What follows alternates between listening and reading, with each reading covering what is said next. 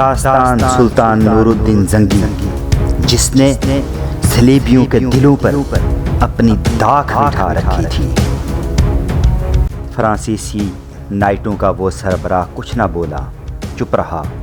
اس کے اس رد عمل پر مجدد الدین مسکرایا، پھر اپنے ساتھیوں کو مخاطب کر کے کہنے لگا، ان سب کو اپنے آگے آگے ہانکتے ہوئے واپس لے چلو۔ پھر فرانسیسیوں کو مخاطب کیا، سنو میرے ساتھی، تمہارے پیچھے دائیں بائیں رہیں گے، نالے کو پار کر کے سرکنڈوں کے اس جنگل میں چلو جہاں تم واردات کرنے کے بعد نالا پار کر کے بھاگے تھے۔ اگر تم میں سے کسی نے بھی بھاگنے کی کوشش کی تو یاد رکھنا، تمہارے پیچھے اور دائیں بائیں میرے ساتھی تمہیں اپنے تیروں سے چھلنی کر کے رکھ دیں گے۔ چپ چاپ ہمارے آگے آگے بڑھتے رہو۔ مجدد الدین اپنے لشکریوں کے ساتھ فرانسیسی تیغزنوں کو اپنے آگے آگے ہانکتا ہوا اس جگہ جب آیا جہاں وہ زخمی کارلوس کو اپنے چھوٹے بھائی شمس الدین اور اپنے چچا زاد ختلخ بن زاہد کے حوالے کر گیا تھا۔ اس نے دیکھا اس کے لشکریوں کا باقی حصہ اپنے گھوڑوں سے اتر کر ایک طرف کھڑا ہے۔ کارلوس کے زخموں کی مرہم پٹی کی جا چکی تھی۔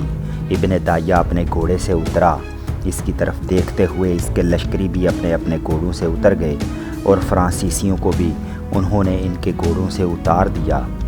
اتنی دیر میں ابن دایہ آگے بڑھا، کارلوس کے قریب ہوا اور اس کو مخاطب کر کے کہنے لگا، میرے محترم، اب آپ کیسے ہیں؟ کارلوس نے اس بار قدرے پرسکون انداز میں کہنا شروع کیا، میرے عزیز، آپ کے ان دونوں بھائیوں نے میرا بہترین خیال رکھا ہے۔ آپ کے ان دستوں کے اندر جو طب کے ماہر ہیں انہوں نے میرے زخموں کی بہترین دیکھ بھال کی ہے۔ اب میں سمجھتا ہوں میں بچ جاؤں گا۔ آپ کے حالات تو پوری طرح آپ کے بھائی نے مجھے نہیں بتائے، اتنا ہی تعارف کرایا ہے کہ آپ نور الدین زنگی کے بہترین سالاروں میں سے ایک ہیں۔ کارلوس اس سے آگے کچھ نہ کہہ سکا، اس لیے کہ انتہائی سنجیدگی میں مجدد الدین نے اس کی بات کاٹ دی، میں کچھ بھی نہیں ہوں، میں سلطان نور الدین زنگی کے لشکر کا ایک عام سا عسکری ہوں۔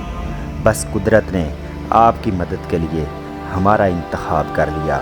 یہاں تک کہتے کہتے ابن دایہ کو رک جانا پڑا، اس لیے کہ کارلوس نے ان دونوں لڑکیوں کی طرف اشارہ کرتے ہوئے کہنا شروع کیا، یہ میری دونوں بیٹیاں ہیں، بڑی کا نام مرسینہ اور چھوٹی کا نام مشال ہے۔ ابن دایہ نے صرف لمحہ بھر کے لیے ان لڑکیوں کی طرف نگاہ کی۔ اس نے دیکھا مرسینہ ایسی خوبصورت تھی جسے زیب و زینت دنیا مجسم کر کے بزم طرب میں لا کر کھڑی کی گئی ہو۔ دونوں لڑکیاں بھی ابن دایہ کی طرف دیکھ رہی تھیں۔ اس موقع پر مرسینہ کی گمبھیر پر اسرار دراز سرمئی پلکوں کے اندر حجابت و عصمت و عفت کے تاثرات تھے۔ پھر دونوں بہنیں اپنی جگہ پر اٹھ کھڑی ہوئیں۔ مرسینہ آگے اور مشال اس کے پیچھے تھی۔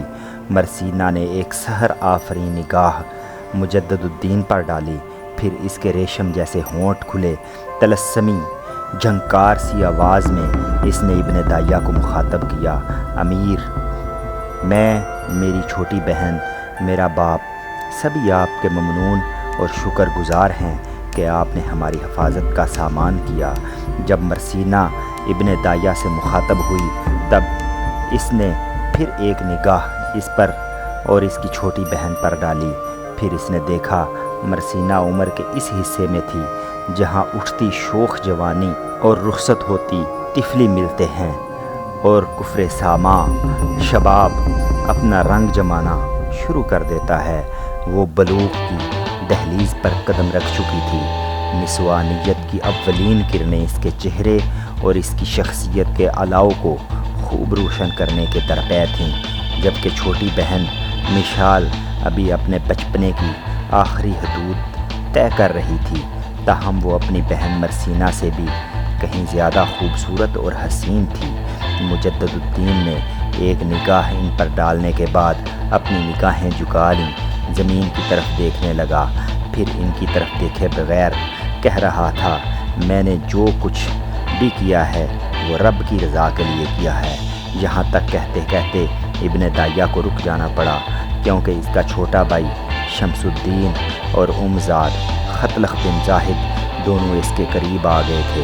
پھر خطلخ بن زاہد نے اپنا منہ ابن داہیہ کے کان کے قریب لے گیا اور کہنے لگا، بھائی، آپ کے جانے کے بعد ہم نے انہیں تلاش کیا۔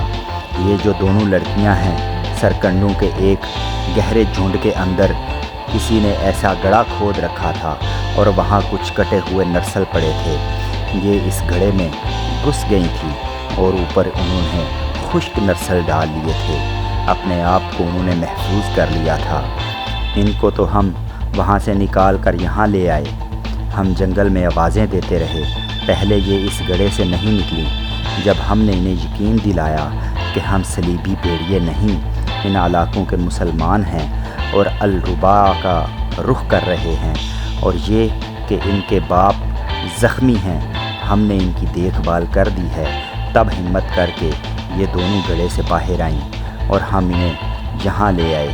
ان کے باپ کے پاس بٹھانے کے بعد ہم نے ان کے گھر کے دوسرے افراد اور لواحقین کی تلاش شروع کی، اور سب سے افسوسناک بات یہ ہے کہ ان کے 2 بھائی اور 1 بہن اور ماں کو قتل کر دیا گیا ہے۔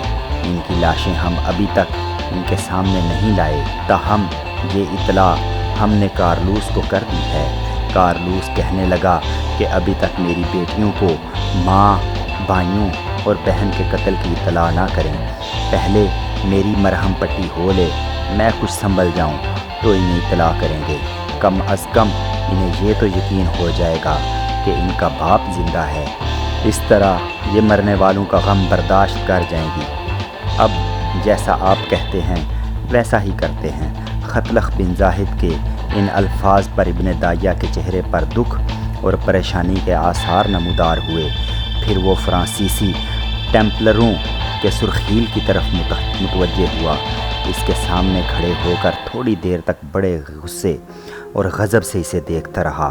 پھر اچانک اس کے چہرے پر تمانچوں اور جسم پر گھونسوں کی بارش شروع کر دی۔ وہ معافی مانگتے رہے، پر مجدد الدین نے انہیں نہیں چھوڑا، اس پر پاؤں کی ٹھوکروں کی بارش کر دی۔ پھر وہ انتہائی غصے اور غضبناکی میں دھاڑا، شیطان کے گماشتے، تو نے اس سے بے بس بوڑھے اور اس 2 معصوم لڑکیوں کی ماں اور بھائیوں کو اور بہن کو قتل کیا۔ مجدد الدین کی اس آواز پر مرسینہ اور مشال دونوں نے اپنے کانوں میں انگلیاں دے لیں، چیخنے چلانے لگی، روتی بین کرتی دھاڑیں مارتی ہوئیں وہ اپنے باپ سے لپٹ کر پھوٹ پھوٹ کر رو دیں۔ مجدد الدین کچھ دیر تک اس فرانسیسی کو مارتا پیٹتا رہا، پھر اس کو بالوں سے پکڑ کر کھڑا کیا۔ اتنی دیر میں کارلوس نے اپنی دونوں بچیوں کو سنبھالا دیتے ہوئے انہیں چپ کرا دیا۔ پھر ابن داہیہ کارلوس کے پاس آیا اور اس سے مخاطب کر کے کہنے لگا، اب جب کہ آپ کی دونوں بیٹیوں کو بھی خبر ہو چکی ہے کہ ان کی ماں، 2 بھائیوں اور بہن کو ان صلیبیوں نے قتل کر دیا ہے، تو میرے محترم، میں آپ ہی کو ان سارے فرانسیسی نائٹوں کا منصف قرار دیتا ہوں۔ یہ آپ کے ہم مذہب ہیں، لہٰذا میرا خیال ہے آپ ہی ان کو بہتر سزا دے سکتے ہیں، اس لیے کہ یہ آپ کے ہی مجرم ہیں۔ کارلوس ہمت کر کے اٹھ کھڑا ہوا، پھر ایک بھرپور نگاہ اس نے فرانسیسیوں پر ڈالی، پھر مجدد الدین کو مخاطب کر کے کہنے لگا، امیر، میری آپ سے گزارش ہے کہ آپ ان سب کے سر تن سے جدا کر دیں۔ کارلوس کے ان الفاظ کے ساتھ ہی ابن داہیہ نے اپنے چھوٹے بھائی شمس الدین کو سر ہلا کے مخصوص اشارہ کیا، جس پر وہ مسکراتے ہوئے سنبھل گیا۔ اپنے کچھ مسلح جوانوں کو وہ حرکت میں لایا اور سارے فرانسیسیوں کو سرکنڈوں کے ایک بڑے اور گھنے جھنڈ کے پیچھے لے گئے اور ان سب کا خاتمہ کر دیا۔ جب ایسا ہو چکا تو مجدد الدین نے شمس الدین اور اپنے زاد بن زاہد کو اپنے قریب بلایا اور انہیں مخاطب کر کے کہنے لگا، اب یہ کہو کہ ان لڑکیوں کی ماں، بھائیوں اور بہن کی لاشیں تم نے کہاں رکھی ہیں؟ جواب میں ابن زاہد کہنے لگا، بھائی ان کی لاشیں یہاں سے بائیں جانب ہم نے ایک جگہ پر رکھ کر اوپر چادریں ڈال دی ہیں۔ اس پر ابن دایا بڑے دکھ کا اظہار کرتے ہوئے کہنے لگا، تم دونوں بھائی ایسا کرو، اپنے کچھ لشکریوں کو اپنے ساتھ لے جاؤ، یہ مرنے والوں کے بہت سے گھوڑے ہیں، ان لاشوں کو ان گھوڑوں پر رسیوں کے ساتھ باندھ دو، پھر یہاں سے کوچ کریں۔ اس پر شمس الدین نے پھر مجدد الدین کو مخاطب کیا، بھائی اس کارلوس اور دونوں لڑکیوں کا کیا کریں گے؟ ابن دایا بولا، ان کو فی الحال بھول جاؤ، جو بھی میں نے کہا ہے وہ کرو۔ کارلوس کی گفتگو سے میں نے اندازہ لگایا ہے کہ یہ اپنے اہل خانہ کے ساتھ الربا کا رخ کر رہا تھا، شاید وہاں کسی کے ہاں یہ پناہ لینا چاہتا تھا۔ یہ اس سمت کیوں آیا؟ فرانسیسی نائٹوں نے کیوں اس کا تعاقب کیا؟ یہ ساری تفصیل تو اس سے بعد میں پوچھیں گے، پہلے جس طرح میں نے کہا اس طرح کرو تاہم یہاں سے کوچ کریں۔ ابن دایا کے کہنے پر شمس الدین اور خطلخ بن زاہد کچھ جوانوں کو لے کر گئے اور کچھ گھوڑے پکڑ کر بائیں جانب چلے گئے۔ پھر ابن دایا کارلوس کے پاس آیا اور دھیمے لہجے میں کہا، میرے محترم، میں نے اپنے کچھ ساتھیوں کو بھیجا ہے، وہ آپ کے اہل خانہ کی لاشیں گھوڑوں پر رکھ کر لے آئیں گے۔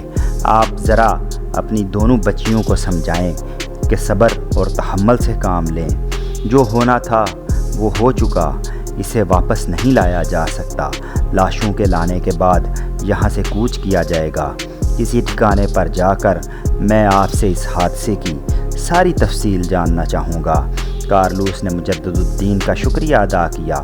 دونوں بچیوں کو اس نے اپنے ساتھ لپٹا لیا، جو ابھی تک ہلکے ہلکے بین کرتی رو رہی تھیں۔ جب گھوڑوں پر ان کے اہل خانہ کی لاشیں وہاں لائی گئیں تو وہ ایک بار پھر دھاڑیں مار کر رونے لگیں۔ پھر کارلوس نے ان کو سنبھالا دیا۔ پھر اس کے بعد ان تینوں باپ بیٹیوں اور ان کے اہل خانہ کی لاشوں کو لے جا کر ابن دایا اپنے لشکر کے ہمراہ فرانسیسیوں کے فالتو گھوڑے لے کر پھر الربا شہر کی طرف بڑھے۔ جب وہ الربا شہر کے نواح میں پہنچے تو انہوں نے دیکھا کہ وہاں دور دور تک خیموں کا ایک شہر آباد ہے۔ ابن دایا اپنے بھائی شمس الدین اور اپنے مزاد خطلخ بن زاہد کے ساتھ اپنے مسلح دستوں کو لے کر جب اس خیمہ گاہ میں داخل ہوا تو لشکری اپنے خیموں سے نکل کر بڑے احترام، بڑی عقیدت اور ارادت مندی کے ساتھ ابن دایا، اس کے بھائی اور امزاد کا استقبال کر رہے تھے، یہاں تک کہ ایک جگہ مجدد الدین رک گیا، اپنے گھوڑے سے اتر گیا۔ اس کی طرف دیکھتے ہوئے شمس الدین اور خطلخ بن زاہد بھی اتر گئے، اس لیے کہ ایک شخص اپنے کچھ ہمراہیوں کے ساتھ سامنے آیا، جسے دیکھتے ہی ابن دایا نے اسے اپنے گلے لگا لیا۔ مجدد الدین سے ملنے کے بعد وہ شخص اور اس کے ساتھی شمس الدین اور خطلخ بن زاہد سے مل رہے تھے۔ پھر جو شخص اپنے ہمراہیوں کے ساتھ مجدد الدین کے استقبال کو آیا تھا، اسے ابن دایا ایک طرف لے گیا۔ جو کچھ کارلوس اور اہل خانہ پر بیتی تھی اس کی تفصیل اس سے کہی۔ دونوں نے آپس میں کوئی معاملات طے کیا۔ پھر مجدد الدین مڑا اور اپنے بھائی شمس الدین کو مخاطب کر کے کہنے لگا، شمس الدین، تم دونوں بھائی کارلوس کی دونوں بیٹیوں کو لے جاؤ، انہیں آرام کی ضرورت ہے۔ 2 لشکری تمہارے ساتھ جاتے ہیں، یہ تمہیں اس خیمے کی نشاندہی کر دیں گے۔ یہ خیمہ ان خیموں میں سے ایک تھا جس کا اہتمام ہم نے آنے والوں کی رہائش کے لیے کیا تھا۔ پھر مجدد الدین اپنے بھائی شمس الدین کے قریب ہوا اور اس کے کان میں سرگوشی کرنے لگا۔